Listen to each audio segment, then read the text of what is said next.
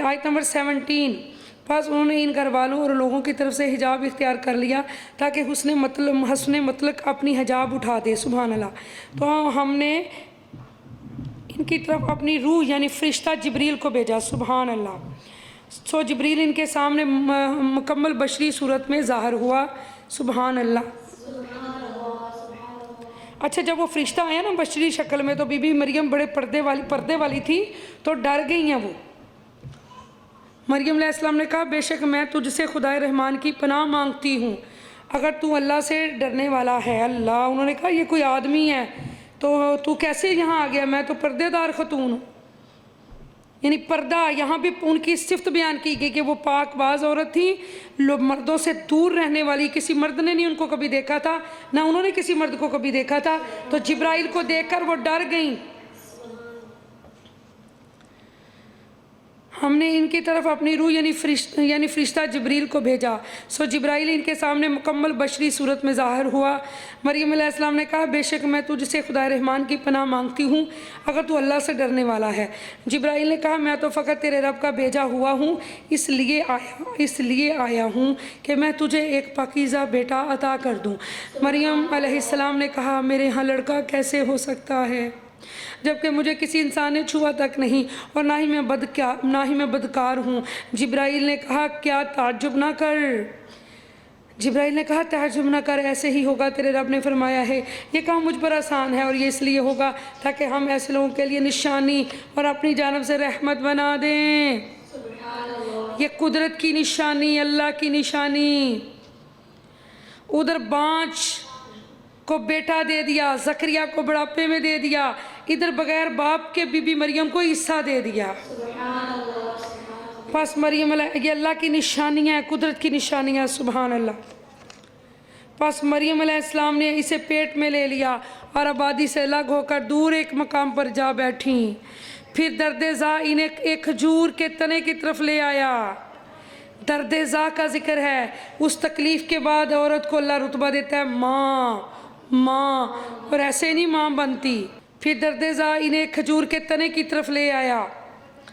وہ پریشانی کے عالم میں کہنے لگیں اے کاش میں پہلے سے مر گئی ہوتی اور بالکل بولی بسری ہو چکی ہوتی، یعنی کہ درد زا کی اتنی تکلیف تھی کہ کہتی یا اللہ میں مر جاؤں، اتنی درد ہے، اتنی درد اور اتنی تکلیف ہوتی ہے، اللہ اکبر کبیرہ۔ مگر وہ ایک مختصر سی تکلیف ہوتی ہے، لیکن اس کے بعد یہ جو بچیاں آج کل آپریشن اور وہ سارا کچھ کرواتی ہیں، یہ بہت غلط ہے۔ یقین کرے بندہ ڈیمیج ہی ہو جاتا ہے۔ صلی اللہ تعالیٰ رحم فرمائے، مشقت کیا کرے، گھر کے کام کرنے سے بھی عورت ایکٹیو رہتی ہے اور نارمل ڈلیوری ہوتی ہے، تو اللہ تعالیٰ ہم سب کو محفوظ رکھے۔ پھر ان کے نیچے کی جانب سے جبرائیل نے یا خود عیسیٰ نے انہیں آواز دی کہ تو رنجیدہ نہ ہو، بے شک تمہارے رب نے تمہارے نیچے ایک چشمہ جاری کر دیا ہے، یا تمہارے نیچے ایک عظیم المرتبہ انسان کو پیدا کر کے لٹا دیا ہے، سبحان اللہ۔ وہ کھجور کا درخت تھا نا، تو اس کے پاس تھی۔ اللہ جب ڈلیوری کا وقت قریب آیا، جب وہ پیدا ہو گئے، تو اللہ سبحانہ تعالیٰ فرماتا ہے یا تمہارے نیچے آواز آئی کہ تو رنجیدہ نہ ہو، بے شک تمہارے رب نے تمہارے نیچے ایک چشمہ جاری کر دیا ہے، اور کھجور کے تنے کو اپنی طرف ہلاؤ، وہ تم پر تازہ پکی ہوئی کھجوریں گرا دے گا۔ یہ بات میں نے کئی دفعہ سمجھائی اور بتائی ہے کہ جو عورتوں کو کھچڑی وچڑی بنا کے دیتے ہیں نا، اس سے اچھی کھجوریں، یعنی اب قرآن میں ڈلیوری کے دیکھیں، اب کھجور، اللہ نے کہا کھجور کھاؤ، یعنی عورت کو ویکنس ہوتی ہے تو کھجوریں کھلانی چاہیے زچگی کے درمیان، کھجوریں کھلایا کرے۔ کھجور کا حلوہ ملتا ہے، یا کھجور کا حلوہ بنا لے، اس میں طاقت ہوتی ہے۔ اور کھجور کے تنے کو اپنی طرف ہلاؤ، وہ تم پر تازہ پکی ہوئی کھجوریں گرا دیں گے۔ جو عورتیں پریگننٹ ہیں، اگر انہیں بھی چاہیے کہ روزانہ کھجوریں کھایا کرے طاقت کے لیے، اس سے بڑی طاقت والی چیز ہی کوئی نہیں ہے، سبحان اللہ۔ سو تم کھاؤ اور پیو اور اپنے حسین و جمیل، سبحان اللہ، اپنے حسین و جمیل فرزند کو دیکھ کر انہیں آنکھیں ٹھنڈی کرو۔ اللہ کے نبی کو کھجوریں بڑی پسند تھی، اور سحری میں کھجور کھایا کریں، سحری میں دودھ اور کھجور، بڑی طاقت ہے اس میں۔ ہم لوگ تو افطاری میں کھجور لیتے ہیں نا، सहरी में लें, सहरी में। सो तुम खाओ और पियो और अपने हसीन और जमील फरजान को देखकर आंखें ठंडी करो। वो जो दर्द ज़ाक की तकलीफ़ इतनी माँ को होती है, लेकिन जैसे वो अपने बच्चे को देखती है ठंड पड़ जाती है, सारी तकलीफ़ दूर हो जाती है। सुबह क्या अल्लाह ने औलाद की मोहब्बत बंदे के दिल में डाली है, क्या औलाद बंदे को प्यारी लगती है। सारा दिन का थका हुआ बंदा जब घर जाता है तो छोटा सा बच्चा वो जब प्यारी प्यारी हरकतें करता है तो ठंड पड़ जाती है, सारी थकान ही दूर हो जाती है। माशाल्लाह मेरी भी छोटी सी बेटी है, तो यकीन करें वो प्यारी प्यारी जब हरकतें करती है, जब मैं जाऊँ तो छुप जाती है, पकड़ो पकड़ो मम्मा आ गई मामा, तो वो इतनी प्यारी वो माशाल्लाह ठंड पड़ जाती है। सुभान अल्लाह। यकीन करें ऐसा अल्लाह पाक ने दिल लगी का सामान बनाया हुआ है, ये अल्लाह ने दिलों में डाली है ना। इतनी तकलीफ़ होती है, इतनी तकलीफ़ होती है, लेकिन औरत उसको बर्दाश्त करती है। जब बच्चा पैदा हो जाता है तो तकलीफ़ का पता ही नहीं होता कि कहाँ गई तकलीफ़। पहले हमारी माएँ जो थी नॉर्मल डिलीवरियाँ होती थी, गांव में जाएं वहाँ देखें प्रेशर ही नहीं होते लोगों के ज़्यादा। और माशाल्लाह इतना अल्लाह का करम है, किसी के 9 बच्चे, किसी के 11 बच्चे, किसी के 10 बच्चे। यहाँ औरत इतनी डैमेज हो जाती है कि 1-2 बच्चे बड़ी मुश्किल से होते हैं, ऑपरेट करवा दो, ऑपरेट करवा दो, दर्द नहीं बर्दाश्त होता। और कुछ डॉक्टर ही कुछ ऐसे, मतलब कुछ लोग ऐसे हैं जो 2 नंबरी कर रहे हैं, अच्छे लोग भी बहुत हैं। ऐसी माशाल्लाह डॉक्टर ख़वातीन हैं जो कि ऑपरेशन करती नहीं है, उनकी पूरी कोशिश होती है कि बच्चियां जो हैं वो नॉर्मली डिलीवरी हो, और कई जानबूझकर ऑपरेशन करवा रही होती हैं कि दर्द नहीं सही जाती। जबकि ये इसमें जो अल्लाह ताला ने एक निज़ाम बनाया है वो बेहतर है इंसान के लिए। और खजूर के तने को अपनी तरफ हिलाओ, वो तुम पर ताज़ा पकी हुई खजूरें गिरा देगा।